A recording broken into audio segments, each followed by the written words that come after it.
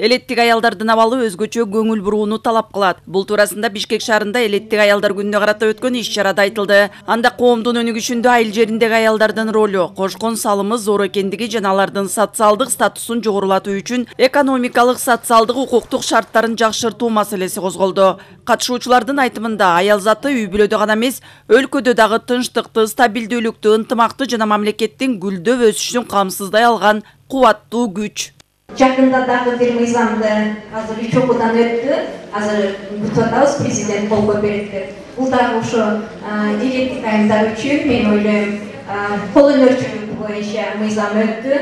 Жакшы мыйзам болду. Буюрса биз дагы ушул жерде мамлекет тарабынан кол өнөрчүлүккө көңүл бурулуш керек деп ушундай долбоорлор. Мен ойлойм ошо кол өнөрчүлүк менен да ар бир үй бүлө кичине бир жүйүн тапса да ошону бир нерсе кыла койсо дагы үй бүлөсүнө бир иреше болот деп ишенем.